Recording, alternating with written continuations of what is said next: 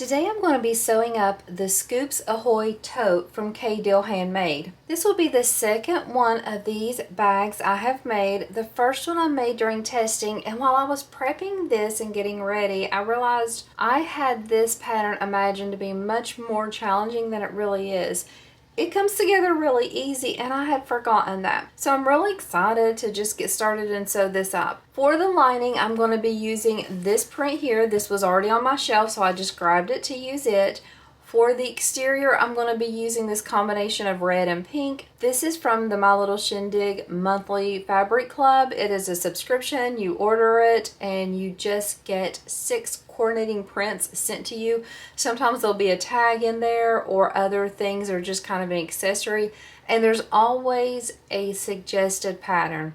For this month, she suggested the Scoops Ahoy Tote, and I thought, okay, great, I'm gonna make a video with mine. For the handles, there's a couple different versions, and I'm just gonna go simple and choose this webbing. I'm using a 1.5 inch webbing. This is from the Emporium, and I know that it might not look like it matches, but I feel like this black and white contrast is gonna go really good with the pinks and the reds. I'm choosing to do a recessed zipper on my version and as a drop-in lining. You could easily skip the recessed zipper and just do a burst bag, and yours would be an even quicker sew by skipping the recessed zipper. I'm going to add a tag onto the front, and I'm also going to be using this zipper pull and zipper tape from Atelier Dark Fiber Arts. All of my materials are a cotton woven, and the only thing I have on them right now is a medium weight interfacing like an SF101. After I get the front and back exteriors sewed together, I'm going to interface them with foam. You could use K.dill light or fleece on this. You could interface each piece individually. I'm just going to kind of do the foam all at once. It'll give me a very sturdy tote, and I feel like it'll save me a little time. So let's go ahead and start sewing up this tote. I think we're both going to be surprised at how quickly everything comes together. I am choosing to add a slip pocket to my version. This is optional. You can add 1 slip pocket, you could add 2, you can skip it all together. If you are skipping the slip pocket, then you will just have these center pieces and nothing will be on them. Since I'm going to add 1, I will choose to have my slip pocket on the front. And so what I'll do first is pull out those 2 front slip pocket pieces. They're the pieces with the really strong scoop there. I'll place them right sides together. Then I'll just sew from one side to the other using the seam allowances given the pattern. So it'll just be a really nice swoop there. I'll probably use my pinking shears after I finish sewing just to kind of trim up those edges so that way when I flip it, it'll be a really nice curve here. Now that we have these slip pocket pieces sewn together, trim down that edge, I'm just going to separate them and I'm going to flip. I'll put my finger in the middle. If you didn't trim down your seams, you could even spread them open here.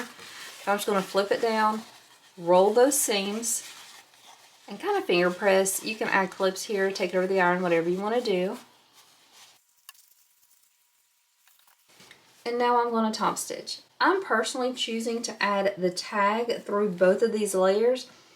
If you don't like the way that looks, that you'll be able to see your sewing or your stitches through the lining, you could always just add the tag to the exterior side. I went ahead and pulled my threads long for me to add the tag. I'm just going to find the center point on this slip pocket, and then I'm going to decide where I like the placement of this tag and sew around. I chose a black and white tag so it kind of coordinate and pull together with that webbing. So I have that centered, I have my tails pulled long. I'm just going to sew around the perimeter. I try to do not even 1/8 of an inch. I try to just do a 1/16 of an inch all the way around. It's a little tricky. Sometimes you have to kind of change your stitch length once you get to a corner, but it's worth it, I think, in the end.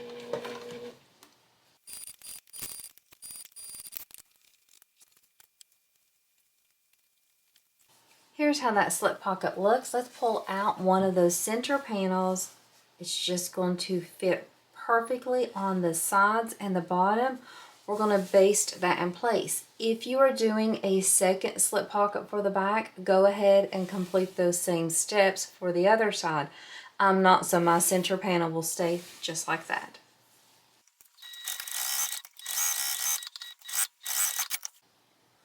Once you have those center panels with or without your slip pocket completed, go ahead and pull out these side pieces. You're going to have 4 of these in total. 2 for one side, 2 for the other. They are mirrored. So this long edge is the part that attaches to the long side. So what we will do is we'll take one of these pieces and you'll have it orientated the way you want it to go, and then just flip it so they're right sides together. It should match perfectly. And then you're just going to sew down that longer side to attach these 2 pieces together. Use that seam allowance in the pattern and definitely backstitch when you start and stop. After you have those sewn together, we're going to top stitch. We're going to leave the seam where it is, and we're just going to take this side piece and lay it on top of that seam. That means that we're going to be top stitching on this side piece, and it'll go through this side piece and this seam to attach those 2 pieces together. I'm going to repeat that same step for the other side and for the 2 on the back. Now that we have this middle section done, we're going to add the bottom. You really want to make center marks on the bottom of this middle section and the top of this bottom section. Where we are sewing on a curve, we really want to kind of have this midpoint as a guide, not only while we're clipping, but also while we're sewing. When you're sewing this, if you see it stretching quite a bit and your center marks are way off, you may want to consider readjusting that because it will matter in the end. First thing we do is we have it orientated the way it's going to go, and then we're going to flip it up.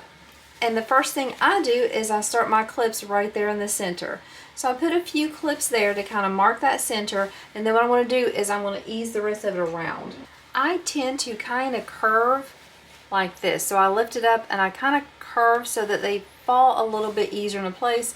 No matter what, it'll be a little awkward clipping it and even sewing it. Sometimes even whenever you have a strong curve like this, whenever you open it up, it'll look a little wrinkled and you'll have to kind of press it flat to get it to lay in the shape you want.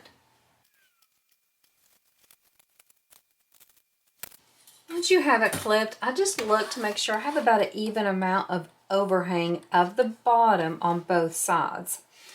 I'm going to sew this with that middle section right sides up because this is really bunchy and I want to be able to look at it and kind of adjust it as I go. I feel like if you try to sew it the other way with this part on the bottom like this, it would just be so much harder. So I take this over to the machine and I find my seam allowance, which means that I will be sewing a little bit of space before I even get to that bottom part. This just kind of helps me to get eased into that right seam allowance. So I start sewing here, backstitch really well, and I'm going to just one at a time move the clip while watching that seam allowance and kind of curving it around.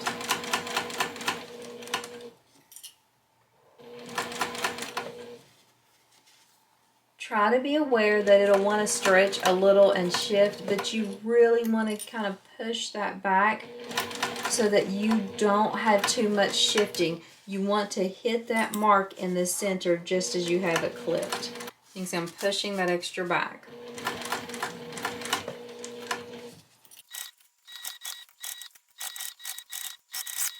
So now what you can do is you can look at your sides again, and most of mine look okay. They're both still even. I have a little bit of bunching here in the middle. I'm going to use my pinking shears just to trim up a little bit of bulk on this curve so that when I lay it flat, it won't have as much bunching or waviness. Now what I want to do is I'm going to flip this part down, kind of smooth it out a little, make sure that seam stays going down because we are going to top stitch on this bottom. We want to connect that seam to this bottom piece. Now if yours is wavy at this point, it's okay, you can iron it flat. I'm going to use my heat press to attach my foam, and that'll definitely help mine lay flat then. Now the pattern actually calls for you to add the webbing before you do this step. You would add the webbing and it would end right here, but I really want my webbing to go all the way from the bottom, so I'm doing it this way. Now the problems with doing that is I might have a little bit of extra bulk in the bottom seam, but I'm okay with risking that. I just feel like it's going to look better. I could be wrong, it could look worse. But that is how I'm doing my webbing. But if you want your webbing to just start right here, add it before you do this step of attaching the bottom. So here's how their front looks with this bottom piece added on. You can see it's a little bit wavy right now, but once I add that foam and flatten it out, it'll be fine. The next thing I'm going to do is I'm going to add this top piece. Here is the top piece for me. It's going to be orientated like this, and then I'll flip it down. So now all I'm going to do is sew this top band on with the seam allowance given in the pattern. I'm going to flip this top piece up and I'm going to leave that seam going up. So whenever I flip it up, I'm going to top stitch on this top band just to attach it to that seam allowance. Here is how my front looks. What I'm going to do now is I'm going to add the foam to it, and I'm also going to cut out the bottom squares. That measurement is given the pattern, but it's also on your pattern piece. You just cut it out and then you can cut out that bottom. So when I come back, I will have the front and the back both attached to foam with the squares cut out. We'll add those handles, work on the recessed zipper. We're almost done. I'm choosing not to add any pockets to the inside, but you could definitely add slip pockets or a zipper pocket to the interior as well. I have the foam attached and I have the box corners cut out. I went ahead and added the straps. I just have a little bit of glue under here and then I have them clipped in place. Before we get started, I want to talk about a couple things. You can see that since I'm choosing to have my straps go all the way to the bottom instead of right here, they are very close to my box corner. Could cause me some problems. If you still wanted to do it this way and you're worried about this, there's a couple things you could do. You can make your box corner a little bit smaller, or you could even take your handles over a little bit inwards or use 1-inch handles. Mine are 1.5. So several different options if you want to do this method but are nervous about the proximity of these two pieces. I'm going to start sewing these handles on at the bottom. So I'll go over the bottom and go up. I'm going to go directly under this row of top stitching here and then come back down. The pattern does tell you that you could add rivets also as a decorative touch.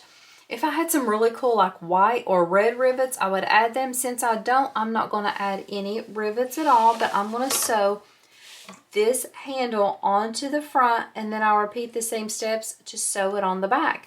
After that, it'll be time to put the front and the back together.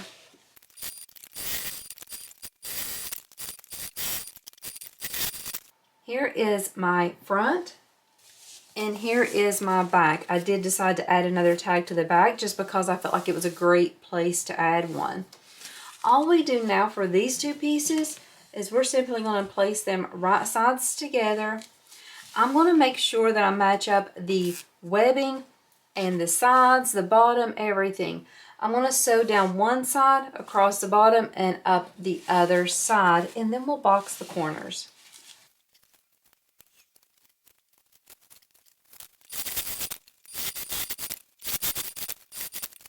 Now that we have everything attached, let's go ahead and put our hand inside to open up to box the corners.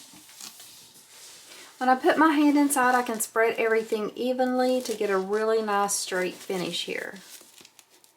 Since I'm using foam and I kept it in the seam allowance, I'm going to butterfly the seam just so it'll sew easier. It's not going to reduce the bulk any because there's bulk on both sides, but it's just going to let me sew it over and have a kind of smoother finish there.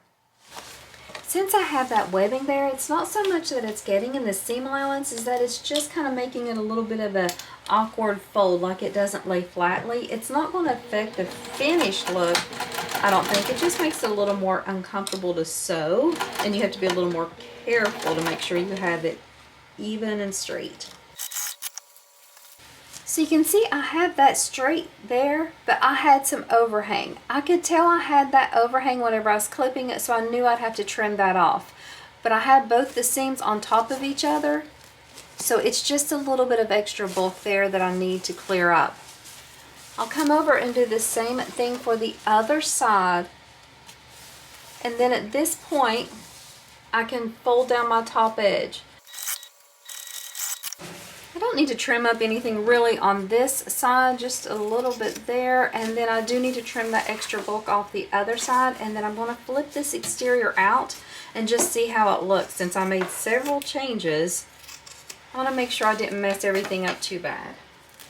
I love the way this looks. I think it looks super cute. Let me get my handles up out of the way. The sides look pretty good. I did a decent job matching them. Everything looks good. I'm going to set this aside and we have to start working on that lining. Now we'll sew the lining up the same way as this, but before we do that, we've got to work on that recessed zipper and attach it. If you're not doing the recessed zipper, you could go ahead and sew your lining together and put it inside and you're done. But I love the way a recessed zipper looks. So I will go off camera and I will fold down the top edge, and so that will have this exterior completely ready. Before I do that though, I'm going to go ahead and pull out that recessed zipper. So I'm using one piece of a number 5 zipper tape. I have a zipper pull and my zipper tab. And then I have 4 of these recessed zipper panels. So the pattern tells us that we'll have them orientated this way. The right edge has a measurement given in the pattern that you will fold it down. So every right edge will be folded. I will not put on the zipper pull or the zipper tab at this moment. What I'll do is I'll lay one of my lining pieces right sides up. I have the zipper folded down at a 90-degree angle, and then what I'm going to do is I'm going to lay the zipper tape right sides up on top of that lining piece. I always leave a gap here. The pattern probably tells you what the gap is. I just didn't pay attention. I'm just going to sew them because this is the lining. I'm just going to do a basting stitch. This step's unnecessary. You could skip it. You could use double-sided tape or glue, clips, whatever, and go ahead and attach the exterior too. So here is how that lining looks with the zipper. Now go ahead and take out the exterior piece or one of your exteriors. Take it and place it right sides together. This time I will add a few clips just to make for sure everything stays together. At this point, we're going to start sewing at the bottom. So let's look at how that will be. We will sew where there's no zipper tape. So we'll start sewing here, then pivot and go all the way down, attaching the exterior, the lining, and the zipper tape.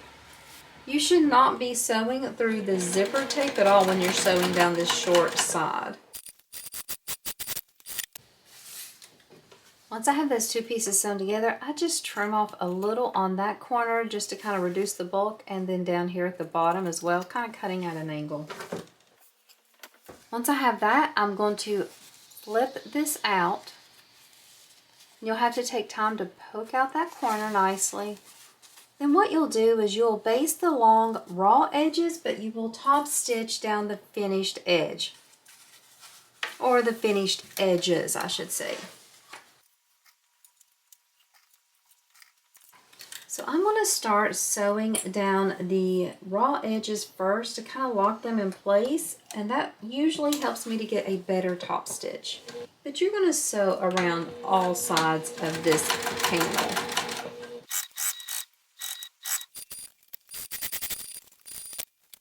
This is how my first side looks. I'm going to repeat those same steps with the other side with these 2 remaining zipper panels.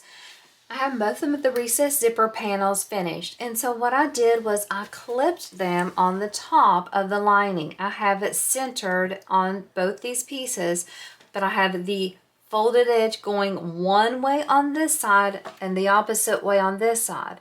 Both of these are placed right sides up on the lining that is right sides up. So you're looking at the right side, the correct side of each one. This is the way you have to do a recessed zipper, so that way when you put it together, it'll close properly. If you wanted to add a slip pocket or zipper pocket to your lining, definitely do that before you do this step. Since I'm not, I'm going ahead. I'm just going to baste both of these in place. Then we're going to come back and clip this top panel for the lining. The pattern gives you a pattern piece and the measurements for the full lining. Then you will have to cut this piece off if you're doing a recessed zipper.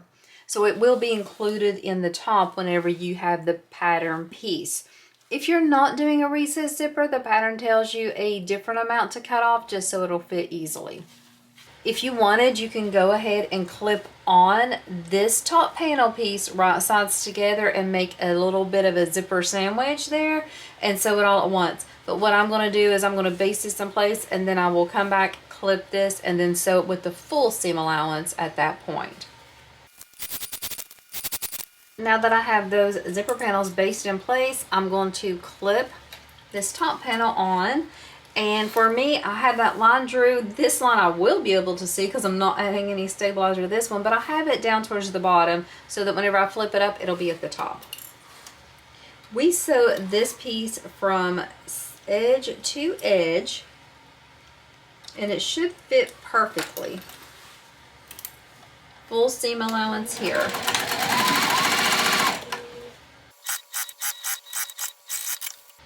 Once you have that sewn together, you have to make a choice here. For me, I always do it the same way. Here is my seam allowance, and then I just flip this up and then I top stitch all along this piece.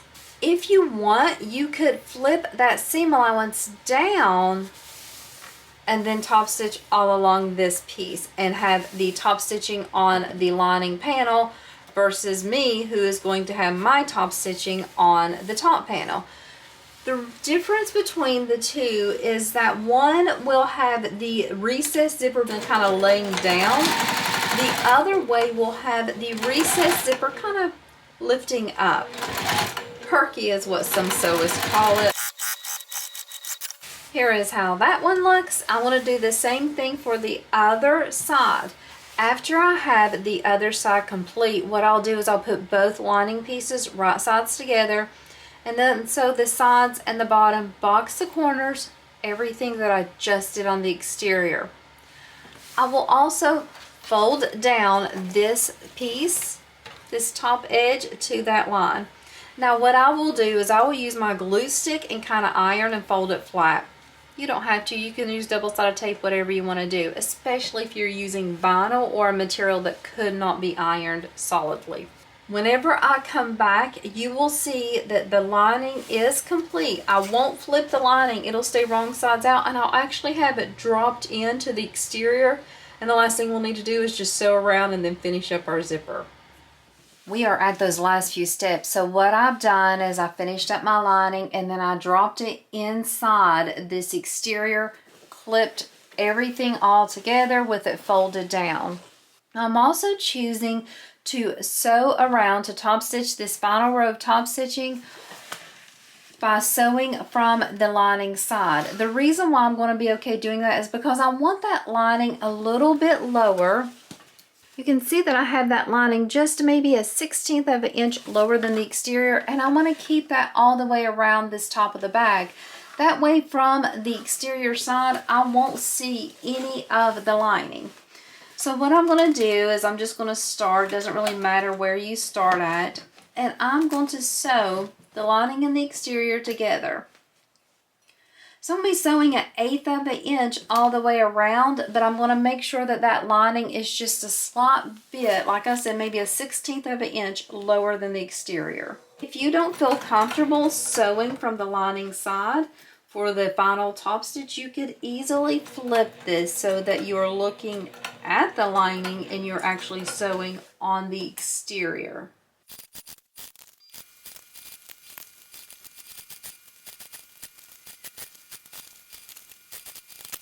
So here's the back. The top stitching looks really good. I didn't do too bad. Let's look at the front. Perfect. I'm completely fine with how this looks. So the last steps I need to add will be adding the zipper pull and the zipper tab. So what I'm going to do is I'm just going to pull up this and make for sure I have it even.